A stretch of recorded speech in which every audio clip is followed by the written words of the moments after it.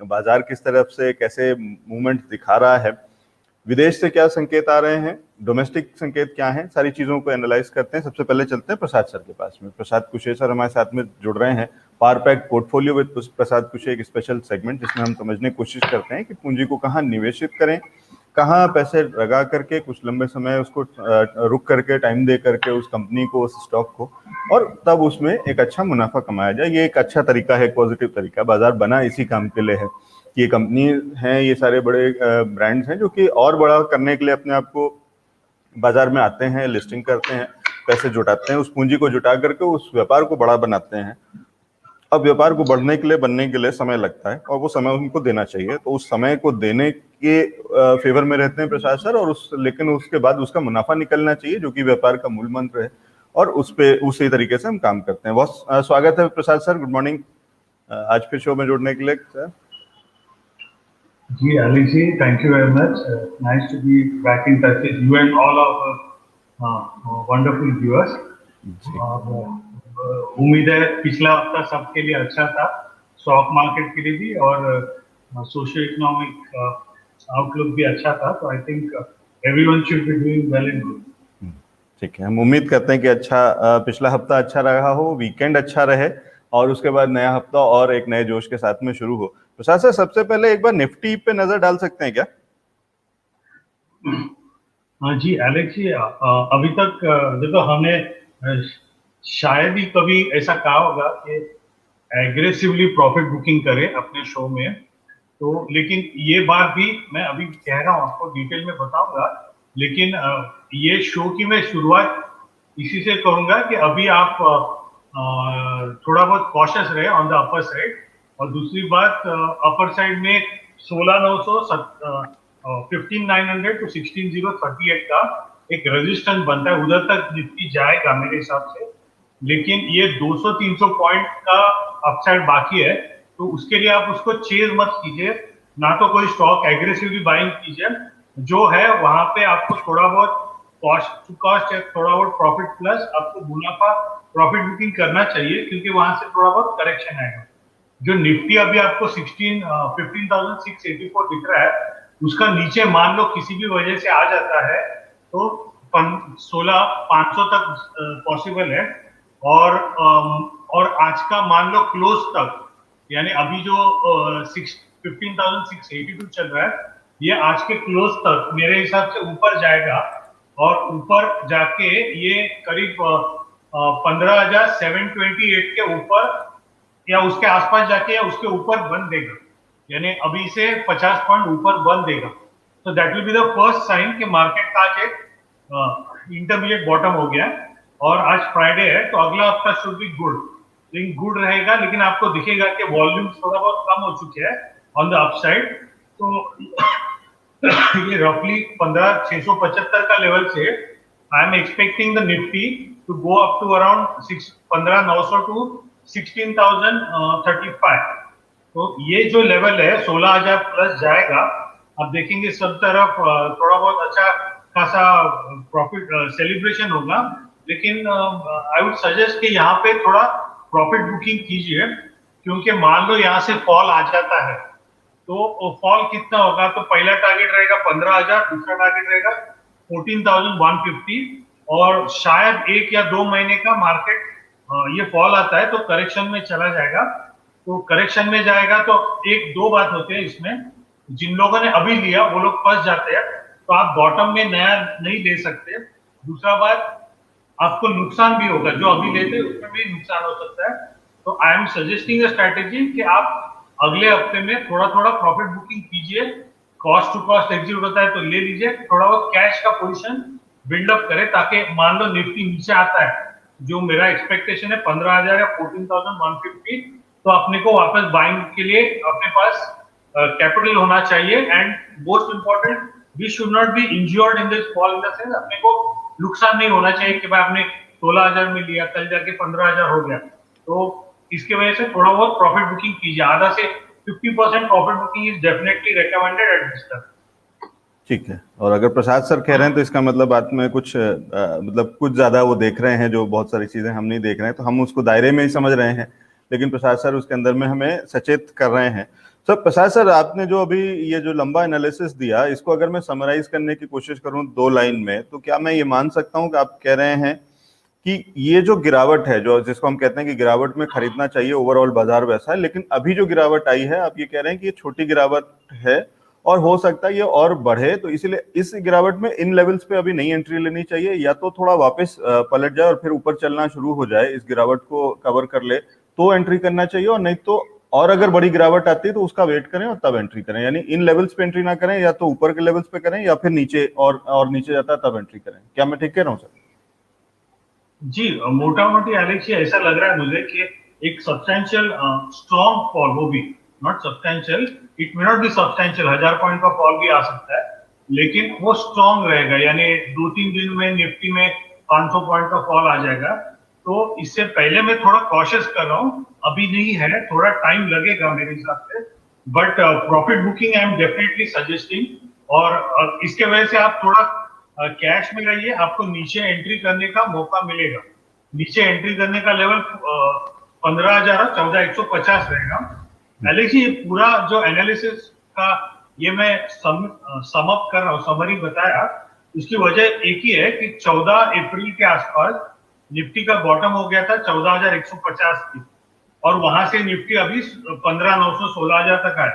तो ये जो बॉटम बन के अभी ऊपर आया है, ये मुझे लगता है कि थोड़ा बहुत करेक्टिव है, और ये मान लो करेक्टिव है तो ये पूरा क्षमता रखता है इसमें कि ये 15,000 आएगा और 14,150 भी जाके तोड़ सकता है नीचे में। तो बाद में हम लोग क्या बोलते हैं कि थोड़ा पछताते हैं कि अरे भाई इतना जल्दी हमने घाई करके या जल्दबाजी में शेयर खरीदा, ऊपर में एंट्री किया, थोड़ा रुकते तो अच्छा होता। तो इससे बेटर है कि better be safe than be sorry. तो आप थोड़ा प्रॉफिट बुकिंग कीजिए अगला 2-4 दिन में, that is the message I want to give.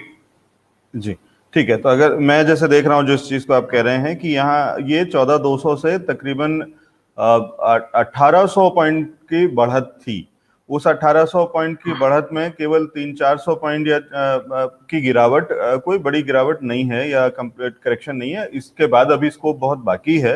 हो सकता है कि एक बड़ी गिरावट आए और बहुत स्टीप आए, तो आप जो कह रहे हैं कि हो सकता है कि वो बड़ी गिरावट का मतलब वो बड़ा नंबर नहीं होगा, बड़ा परसेंटेज बहुत बड़ा नहीं होगा, लेकिन फिर भी वो बड़ा हो सकता है। 1000 पॉइंट भी अपने आप में एक स्कोप, या 1200 पॉइंट का स्कोप दिख रहा है आपको इसमें निफ्टी में, और इसलिए हो सकता है कि और अच्छे लेवल्स मिले, उसको ये समझा जाए कि एक बड़ी अपॉर्चुनिटी मिले। अभी जो मिल रही है वो छोटी अपॉर्चुनिटी है, कम डिस्काउंट पे मिल रहा है, 10% डिस्काउंट मिला है अगर किसी चीज में, उसी पे अगर आगे चल करके आपको फेस्टिवल सीजन आने वाला है और 50% डिस्काउंट पे भी वही चीजें मिल सकती हैं, तो थोड़ा इंतजार कर लें, लेकिन करना ये होगा कि उस फेस्टिवल डिस्काउंट के टाइम पे खरीदने के लिए आपके पास पूंजी होनी चाहिए, और उस पूंजी को बचाने के लिए या निकालने के लिए प्रसाद सर कह रहे हैं कि अभी कम से कम 50% प्रॉफिट बुक कर लें। तो उस 50% प्रॉफिट को जब आप अलग रखेंगे, अपने पास रखेंगे, खाते में वो पैसे होंगे, तो जब आपको डिस्काउंट पे चीजें मिलेंगी तो आप फिर से एंट्री कर पाएंगे। मोटी बात शायद मैं ये समझता हूँ। प्रसाद सर, बहुत सारे दर्शक आपको गुड मॉर्निंग कर रहे हैं और बहुत सारे दर्शक आपको देख रहे हैं, नमस्कार कर रहे हैं। सबसे पहले सर एक तो हम वापस फिर उस पोर्टफोलियो को एक बार रिविजिट कर लें क्या सर? जी हाँ, मैं आपको जो मैंने स्टॉक्स पहले रेकमेंड किए थे उसका मैं लेटेस्ट अपडेट दे देता हूँ। एलेक्स जी, हमने शुरुआत अपना बीएफ यूटिलिटी से करते हैं, एबीसीडी के हिसाब से। तो बीएफ यूटिलिटी हमने 280-300 में रेकमेंड किया था, अभी इसका भाव है 480 का। तो लास्ट टाइम भी मैंने कहा था 500 के आसपास थोड़ा प्रॉफिट बुकिंग कीजिए, यानी 75% आप प्रॉफिट बुकिंग कीजिए। 1000 शेयर है, 750 शेयर प्रॉफिट बुकिंग कीजिए। 250 शेयर आप जरूर लॉन्ग टर्म इन्हें 1 या 2 साल के लिए रख सकते हैं। ये रहा बीएफ यूटिलिटी। दूसरा बात जो हमारा था वो गुजरात अल्कली में था, ये पिछले हफ्ते में 420 में रेकमेंड किया था। इसका टाइम एंड प्राइस टारगेट है 457, वो इसको 15 जुलाई के पहले जाने का है। तो आज तारीख है 9, तो 15 जुलाई मेरे ख्याल से अगले हफ्ते में शायद अपना शो रहेगा, तभी तक ये जाना मिलता है। 15 जुलाई नेक्स्ट थर्सडे जब भी उसके ऊपर जाएगा तो इसका टारगेट होगा 550 या 600 तक भी जाएगा। But this stock is good, ये आप होल्ड कीजिए, लेकिन 550 550 लेवल आएगा जब ये 457 के ऊपर जाता है, तभी वहां पे प्रॉफिट बुकिंग कीजिए। और एक स्टॉक हमने रेकमेंड किया था हिंदुस्तान कंस्ट्रक्शन 10.5 रुपए में, उसका टाइम एंड प्राइस टारगेट था 15.5 बाय एंड ऑफ अगस्त 2021। तो वो 15.5 की जगह 16.25 तक जाके अभी 1475 चल रहा है। ये स्टॉक भी मुझे लगता है कि देखो, मैंने खुद ने आपको रेकमेंड किया था, स्ट्रॉन्ग रिकमेंडेशन था, because it is my favourite strategy कि टाइम एंड प्राइस टारगेट के साथ आप स्टॉक्स को प्रेडिक्ट करें। ये मैं क्यों करता हूं कि जब भी आपके पास इतना कॉन्फिडेंस हो, इतना नॉलेज हो, इतना एक्सपीरियंस हो, इतना एक्सपर्टाइज हो कि आप कोई भी stock time and price target के साथ कह सकते हो, तो आपको थोड़ा बहुत हक तो बनता है कि आप उसमें थोड़ा बहुत पैसा बनाए, इज्जत से पैसा बनाए। हालांकि हम अच्छा पैसा बनाते हैं, फिर भी being humble I am saying we should be confident कि भाई अपना इतना कॉन्फिडेंस है, थोड़ा बहुत उसमें पैसा बना सकते हैं। लेकिन हिंदुस्तान कंस्ट्रक्शन में अभी क्या हो रहा है कि वो 10.5 का 16.25 गया, 1660 का टारगेट है, अभी भी पेंडिंग है, वो आएगा उसका अगस्त एंड तक। लेकिन ये जो रैली अभी लग रहा है मुझे 14.70 का है, इसको 18 रुपया 10 पैसे के ऊपर जाने का है, और वो जाता है तो आपको 18.25 में भी ले गए तो भी चलेगा। और मान लो नहीं जाता है, मान लो 16.75, 16.90, 17 जाके नीचे आता है और 14 तोड़ता है, तो ये स्टॉक वापस 10 या 11 तक आएगा।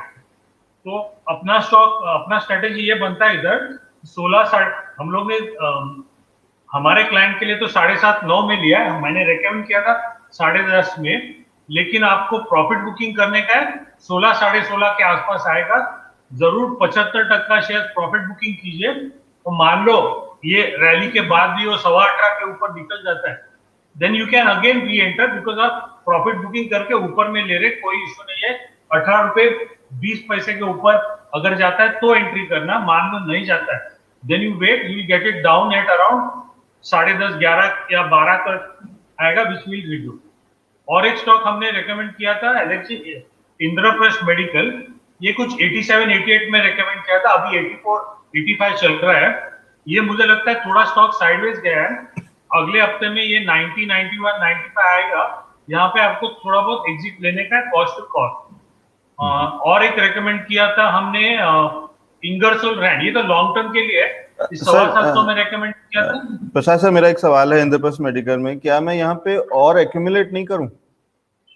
नहीं, जैसा देखो 84 का भाव है, हमने 87-88 में कुछ रेकमेंड किया था, और अभी इसमें अपने को कॉस्ट टू कॉस्ट एग्जिट लेने का है। There is a saying, don't try to make money on a wrong trade. अभी अपने को मालूम है कि अपने हिसाब से थोड़ा बहुत ट्रेड नहीं चल रहा है, और स्टार्टिंग में मैंने कहा कि थोड़ा बहुत प्रॉफिट बुकिंग कीजिए, तो इसमें हम लोग कॉस्ट टू कॉस्ट एग्जिट कर लेते हैं, मिलेगा अपने को 90-91 आएगा, वहां पे कॉस्ट टू कॉस्ट एग्जिट कीजिए। इंगरसोल रैंड 750 में रेकमेंड किया था, अभी 975 चल रहा है, ये आप होल्ड कीजिए। थोड़ा बहुत फॉल बाकी है इसमें, करीब 925, 930 तक आके ये चलेगा। और जी पावर रेकमेंड किया था 290 to 300 में, ये 350 जाके 360 जाके अभी 340 है, ये भी थोड़ा बहुत 320 तक आके दिस इज गुड ओवरऑल। और एक रेकमेंड प्रसाद सर एक बार इंगरसोल रैंड को थोड़ा सा और क्लियर कर दीजिए कि इसमें अभी क्या करना है, अभी मैं एग्जिट करूं, एक्यूमुलेट करूं, या कैसे स्ट्रेटेजी क्या रहेगी मेरी? एलेक्स, ये स्टॉक मैंने क्लियरली कहा था, ये 3 या 5 साल का होल्डिंग पीरियड के लिए है। और इसलिए मैंने टारगेट भी नहीं दिया था, हालांकि टारगेट बहुत बड़े हैं। तो अगर हम लोग इसमें ट्रेडिंग करना लगते हैं ना, तो यू स्टार्ट अर्निंग 50 रुपया कमाए, 20 रुपया कमाए, 100 रुपया कमाए, लेकिन इसमें अपना टारगेट बड़ा है। और इसका एक टाइम एंड प्राइस टारगेट है, वो बनता है 11-25 का है, 30 जून का आपने दिया था सर। जी हाँ, आपको भी याद हो गया ये, which is very very good. और 1125 का टाइम एंड प्राइस टारगेट है। हाँ, 1125 बाय नेक्स्ट ईयर जून 2022 तक 1125 जाएगा। लेकिन वो बड़ा नहीं होता है, लेकिन मान लो अगले हफ्ते में गया, 1 महीने में गया, तो इसका ये बड़ा ब्रेकआउट होता है, यहाँ से और भी बढ़ेगा, बहुत बढ़ सकता है। तो ये मैं प्रॉफिट बुकिंग नहीं कर रहा हूँ, this we have bought solely for the purpose of 3 to 5 years investment long term, इसके लिए आप होल्ड कीजिए। तो इसलिए मैं पूछना ये चाह रहा हूँ सर कि 970 पे अगर अभी मिल रहा है तो क्या मैं और ऐड कर लूं? नया ऐड करने की प्राइस 925 के आसपास है। अच्छा। और ये आप कर सकते हैं, प्रोवाइडेड जाएगा 3 to 5 ईयर टाइम फ्रेम। और नहीं तो ट्रेडिंग के लिए ये स्टॉक नहीं है, फिर भी थोड़ा बहुत मुनाफा देगा मुझे लगता है फास्ट वाला, बट ट्रेडिंग हम लोग नहीं कर रहे हैं इसमें। ठीक और है। हाँ, दूसरा बात इसमें सर हाँ, टेकपाल भाटिया जी हमारे एक दर्शक हैं, वो इसमें एक इंफॉर्मेशन ऐड कर रहे हैं कि Ingersoll Rand to acquire Maximus. Yahoo Finance News से उन्होंने ये खबर देखी है और कह रहे हैं कि मैक्सिमस को एक्वायर करने जा रहा है इंगरसोल रैंड। अच्छा हाँ, नहीं ठीक है, ये ग्लोबल मल्टीनेशनल कंपनी है, तो बहुत सारा उसका एक्विजिशन चल रहा है अभी। May be the company is being एक उसका री इनकारनेशन हो रहा है। I think long term should be very good for this. Alex, एक और कंपनी हमने रेकमेंड किया था KRBL, ये 222 में रेकमेंड किया था और अभी इसका भाव है 270 के ऊपर में 300 जाके आया। ये यहाँ पे भी आप थोड़ा बहुत प्रॉफिट बुकिंग कर लीजिए अगले एक हफ्ते में। अभी देखो निफ्टी अपना बात करते करते 15,700 हो गया। मुझे लगता है ये क्लोजिंग तक 15,728 के ऊपर बंद देगा आज, और भी ऊपर जाएगा ये, लेकिन this is the final up move of 300-400 point. ये 16,000 तक जाएगा ना, तो वहां पे आपको डेफिनेटली प्रॉफिट बुकिंग का सोचना चाहिए। ठीक है, ठीक है सर। सर आपने PNB भी दिया था क्या, PNB हाउसिंग? हाँ, PNB हाउसिंग दिया था प्रोवाइडेड, उसमें ये भी कहा था ये देखो ये PNB housing public sector company था, इसको कैरल ने स्टेक लिया, जहां पे आदित्य पुरी जो एक्स CEO है ऑफ HDFC बैंक, उन्होंने ये made the bank from scratch. तो ये उन्होंने बनाया है, तो इसमें भी उनका स्टेक है। और ही इज लाइकली, अगर everything falls into place properly, he is likely to be the next CEO of PNB housing also। तो अगर वैसा होता है देन ये डेफिनेटली 10 बैगर है। ये अभी थोड़ा बहुत सेबी का केस वगैरह चल रहा है, इंक्वायरी चल रहा है, तो इसका आउटकम क्या होगा नहीं कह सकते। ये स्टॉक एक्यूमुलेशन जोन में है with a time frame of 3 to 5 years। जी ठीक है। सर कुछ अभी नया अभी इस समय नहीं ऐड कर रहे हैं, क्योंकि आपने जो पहले ही बता दिया, तो मैं समझ रहा हूँ कि आप ये कह रहे हैं कि अभी इसमें एक और बेटर लेवल्स हम कह सकते हैं कि एक अच्छी अपॉर्चुनिटी और अच्छा डिस्काउंट्स पे हमें चीजें मिलेंगी, तब हम ऐड करेंगे नया कुछ पोर्टफोलियो में। अभी हम केवल प्रॉफिट बुक करें 50% और थोड़ी सी पूंजी अपने पास में अलग रख लें, यही कह रहे हैं सर? स्ट्रेटेजी यही है? जी हाँ, जी हाँ। ठीक है सर, मैं कुछ एक सवाल ले लूँ क्या? हाँ हाँ, आप ठीक है। एक तो विश्वजीत दास जी हर बार एक सवाल आपसे जरूर पूछते हैं और आपसे कहते हैं कि सर कुछ स्टडी मटेरियल के लिए या कुछ ऐसे रेफरेंस, कुछ किताबें या कुछ ऐसी चीजें बता दिया करिए कि जैसे आप पढ़ते हैं और जिस तरीके से स्टडी करते हैं तो वो क्या तरीका हो सकता है। लेकिन आप हमेशा ये कहते हैं कि ओवरऑल एक्सपीरियंस ज्यादा मायने रखता है किसी भी एक पर्टिकुलर किताब के मुकाबले, तो इसलिए मैं उस सवाल को आपके पास वापस दोबारा से नहीं भेजूंगा।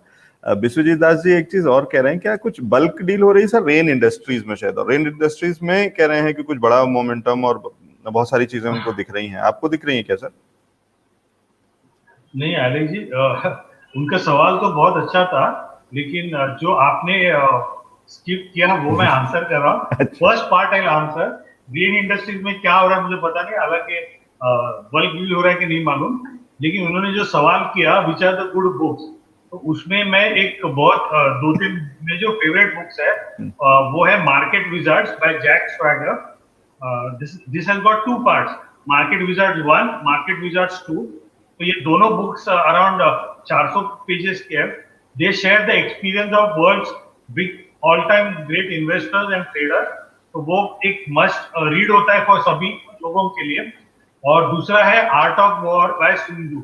ये Art of war by Sun Tzu क्या है, ये एक बुक जो है, this was written some maybe 500 और even 800 years ago by a Chinese military, Sun Tzu करके था। He was a Chinese military warrior. I would say he was a general of an army. तो उसने जो strategy use किया है how to win a war, तो वो strategy जो रहता है that is not limited only to war, it is limited to everything in your life. Everything in the sense, आप स्टॉक मार्केट में यूज करो, आप अपने ऑफिस में करियर में यूज करो, आप अपने बिजनेस में यूज करो, आप फुटबॉल के जो प्लेयर्स रहते हैं, सॉकर फुटबॉल में जो वर्ल्ड कप सॉकर होते हैं, तो लीडिंग जो फुटबॉल टीम्स है वो उस बुक को पढ़ के उसकी स्ट्रैटेजी इंप्लीमेंट करते हैं। तो उसकी strategy is universally applicable, so that is a very good book. I would suggest everyone should read it once at least. ये जो 3 किताबें मैंने कहा, market wizards part 1, market wizard part 2 and the art of war by Jack by Sun Tzu, these three are my favourite book. इसमें से आपको strategy जो आपको करना है, स्ट्रैटेजी आपका अच्छा खासा बनेगा। और नॉलेज के लिए आपके लिए there are thousands of book. I don't think I will be able to do any justice to that, but you have to read many books for your upgrading your knowledge. ठीक है, interesting. तो प्रसाद sir ये कह रहे हैं, और art of war इसलिए भी जरूरी है क्योंकि आज जिस हम एरा में, जिस समय में रह रहे हैं, ये अपने आप में किसी युद्ध से कम नहीं है, किसी वॉर से कम नहीं है। जब हम कोविड से भी लड़ रहे हैं और बहुत सारा इकोनॉमिक इश्यूज से भी लड़ रहे हैं, लॉकडाउन से भी लड़ रहे हैं, तो उस सब के अंदर में ये इस तरीके के चैलेंजिंग एनवायरनमेंट बना हुआ है, तो आर्ट ऑफ वॉर शायद सीखना जरूरी हो गया है यहाँ पे और ज्यादा। ठीक है सर, एक नजर रेन इंडस्ट्रीज पे डाल लीजिए।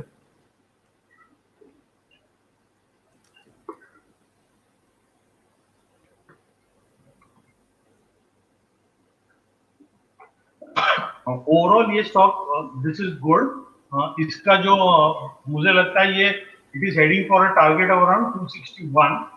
हालांकि ये ट्रेडिंग कॉल नहीं है, यहाँ पे मैं ट्रेड करके बाय करने का कॉल नहीं दूंगा, लेकिन ये इसका रेजिस्टेंस बनता है एक 261 का, और उसके मान लो ऊपर जाता है तो दूसरा रेजिस्टेंस बनेगा करीब 311 का। जी ठीक है, you can hold on to this stock. You can hold on to this stock, Rain Industries, ये राय है। अच्छा सर, वो विश्वजीत दास जी जिन्होंने आपसे सवाल पूछा था, वो कह रहे हैं कि विजर्ड उनके पास ऑलरेडी है, तो वो एक अच्छी चीज है। जो दूसरी किताब आपने जो आर्ट ऑफ वॉर बताई है, वो कह रहे हैं कि वो जरूर ले लेंगे और जरूर उसको भी पढ़ेंगे। ठीक है, इसी और आपने भी जैसे रेन इंडस्ट्रीज पे एक पॉजिटिव व्यू दिया, उनका शायद टारगेट उन्होंने जिस हिसाब से एनालाइज किया विश्वजीत दास जी, वो कह रहे हैं 300 तक के टारगेट्स वो देख रहे हैं इसके अंदर में। उसके पीछे का क्या रैशनल है उसमें मैं नहीं जा रहा हूँ, इसलिए अभी नहीं बात करते। ठीक है सर, मैं कुछ और सवाल ले लेता हूँ। राधिका जी आपको थैंक यू कह रही हैं HCC के लिए, शायद उन्होंने काफी अच्छा मुनाफा बुक किया है। उसमें अब आगे स्ट्रेटेजी क्या होनी है वो अभी बता दिया है प्रसाद सर ने, तो उसको जरूर ध्यान में रखें। सर वीना वेणुगोपाल जी का एक सवाल है, और इंटरेस्टिंग सवाल है, ये पूछें इलेक्ट्रिक व्हीकल्स EV के स्टॉक्स के हिसाब से उसको नजर में रखते हुए कोई लॉन्ग टर्म के लिए कोई चीज ली जा सकती है क्या? देखो ऐसा होता है कि ये जो अगर ये वेणुगोपाल मिस वेणुगोपाल से अगर हम उन्होंने अपना एलेक्स लास्ट वीक में हमने जो डिस्कस किया था कि डिसरप्शन कैसा होता है, जैसा हमने आपसे भी कहा था कि डिसरप्शन जो होता है जैसा आप कर रहे हो इन द मीडिया सेक्टर, ये Alex is also one of our budding, you can say Elon Musk जैसे है अपने क्षेत्र में है। तो डिसरप्शन जो कोई भी करते हैं ना, तो उसका एक technology plays a major part, दूसरा जो उसका मेजर पार्ट रहता है वो स्पीड रहता है। डिसरप्शन करने का किसी को भी कोई भी क्षेत्र में, तो ऐसा नहीं कि वो आस्ते आस्ते करे, 10 साल करे। Disruption is done in 1, 2, 3 years. It has to be done very fast so that the competitor does not get any chance to build up a replica of the existing model that the disruptor is building. अगर मान लो कोई XYZ ये electric vehicle बना रहा है और वो उसको सब लोग कॉपी करते हैं अगले 5 साल 10 साल में, तो फिर वो उसको जो फर्स्ट मोर एडवांटेज है वो नहीं मिलेगा। तो इसके वजह से मुझे लगता है कि जो कार्स है उसमें लीडर बन गया है टेस्ला, जो इलेक्ट्रिक व्हीकल कार है उसमें लीडर बन गया है टेस्ला। तो उसका मतलब ये भी होता है आगे जाके कि it is not replicated anywhere in the world. शायद 1-2 कंपनी कर सकते हैं which may not be listed in India, but एक जानकारी मैं आपको देता हूं, मैंने कुछ 1 महीना पहले पढ़ा था कि टेस्ला का जो मार्केट कैप है, वैल्यूएशन है, that is bigger than all the listed automobile stocks in the entire world. Toyota, Chrysler, Mercedes-Benz. So you can see how big the disruption is. तो इतना बड़ा अगर डिस्ट्रप्शन होता है तो वो यूं ही नहीं चला जाएगा और उसको इंडिया में रेप्लिकेट करना भी थोड़ा बहुत मुश्किल होता है. So what happens is you don't really bet on a car. अगर टेस्ला कोई इंडियन कंपनी टेक ओवर करता है, जैसा टाटा मोटर्स है या XYZ है, मान लो उसके साथ टाई अप होता है, टेक ओवर करता है तो अलग बात है. But then that becomes a gamble as of now. मान लो वो खुद अकेले आते हैं and then he plans all this, then again it will be a game changer in India. तो ये थोड़ा कहना मुश्किल है. आपको क्या करना चाहिए, आपको इंडिविजुअल कंपनी इंडिविजुअल सेक्टर में टैप करना चाहिए. जैसा बैटरी मेकर्स है, वहां पे अमर राजा है और ये है एक साइड है, these two are good. Individual जो ऑटो एंसिलरीज है, जैसे टायर मेकर्स है, उसको कुछ डिस्ट्रप्शन का मेरे हिसाब से इतना फर्क नहीं पड़ेगा इलेक्ट्रिक व्हीकल का. तो उसमें आप वो स्पेस में देखो. टाटा पावर जो हमने 62 में यहाँ पे रेकमेंड किया था, अभी डबल हो चुका है. That is setting up all over India electric charging point. So that is also going into solar power और they are planning to exit coal completely.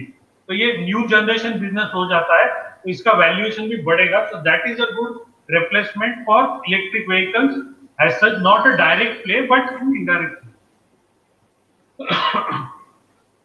जी ठीक है. तो प्रसाद सर ये कह रहे हैं कि बहुत सारे एलाइड कंपनीज हैं, जैसे ऑटो में ऑटो एंसिलरीज होते हैं, उसी तरीके से इलेक्ट्रिक व्हीकल्स में बहुत सारे इलेक्ट्रिक व्हीकल की स्टोरी को प्ले करने के लिए बहुत सारे अलग अलग प्लेयर्स होंगे, जिसमें बैटरी मेकर भी होंगे, जिसमें पावर कंपनीज होंगी, क्योंकि अल्टीमेटली इलेक्ट्रिक व्हीकल को चार्ज करने के लिए पावर की जरूरत, बिजली की जरूरत होगी, इलेक्ट्रिसिटी की. और उसके बहुत सारे ऐसे भी कंपनीज और ऐसे वो भी कर रहे हैं जो कि जिस तरीके से पेट्रोल पंप होते हैं उसी तरीके से वो इलेक्ट्रिक व्हीकल के चार्जिंग स्टेशन, तो चार्जिंग पंप्स बना रहे हैं.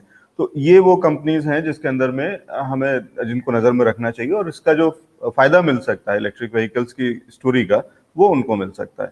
ठीक है. प्रसाद सर बस एक सवाल और ले लेता हूँ चलते चलते आपसे. एक अमित गुलाटी जी पूछ रहे हैं, यस बैंक पे क्या व्यू है, क्या 1 से 2 साल के अंदर में 10 से 15 रुपए ये बढ़ सकता है?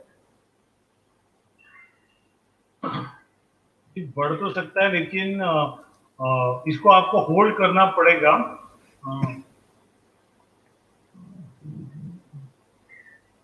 इसको आपको होल्ड करना पड़ेगा. ये अभी मुझे लगता है इसका ऑल टाइम लो है और इसके आसपास आने की कोशिश कर रहा है. वो 11 का है. अगर 11 होल्ड करता है ये stock decisively, then I think it can bounce back to 20, जो आप कह रहे हो ना 10-12 रुपए. लेकिन अपने को देखने का कि ये स्टॉक 11 होल्ड करता है या नहीं. यानी आप समझ लीजिए 10.5 का स्टॉप लॉस लगा के आप बाय कीजिए 11 के आसपास, तो फिर ये स्टॉक वापस 20 या और भी बढ़ सकता है. That is possible. ठीक है. ये राय है अमित जी आपके लिए कि पॉसिबल है. इन्होंने शायद काफी क्वांटिटी ले रखी है 14.45 पे. क्या करना चाहिए सर इनको? नहीं, अभी तो 14.45 है. आपको कॉस्ट टू कॉस्ट एग्जिट अगर मिलता है अगले हफ्ते में तो थोड़ा बहुत कम तो कीजिए. मुझे लगता है स्टॉक 11 का हायर बॉटम बनाने को आ रहा है. और जैसे मैंने स्टार्टिंग में कहा कि एक 10 दिन में मार्केट मुझे लगता है 16,000 से 15,000 या इवन 14,150 तक आने की संभावना बनती है. 15,000 तक तो आएगा ऐसा एक्सपेक्टेड है. तो इसमें ये स्टॉक भी थोड़ा बहुत नीचे आ सकता है. ठीक है. तो एक मोटी बात यह है कि प्रसाद सर ओवरऑल मार्केट में एक करेक्शन, एक छोटा सा डिप, एक वो देख रहे हैं, डिस्काउंट देख रहे हैं, मौका देख रहे हैं, अपॉर्चुनिटी की फिर मिलेगी, और उस समय में कहीं पे भी एंट्री करने के लेवल्स मिल जाएंगे, ज्यादा बेटर अच्छे लेवल्स मिलेंगे. तो आज की तारीख में बाइंग की राय नहीं है, आज की तारीख में प्रॉफिट बुक करने की राय है. 50% प्रॉफिट आप निकाल लें बाजार से बाहर और अपने हाथ में रखें, फिर जब अच्छे लेवल्स मिलेंगे तो वापस आप एंट्री कर लें. बहुत शुक्रिया प्रसाद सर हमारे साथ में जुड़ने के लिए, और ये पावर पैक पोर्टफोलियो को में और पावर ऐड करने के लिए और हमें बताने के लिए कि बाजार में काम कैसे करना है. बहुत शुक्रिया. Thank you so much sir.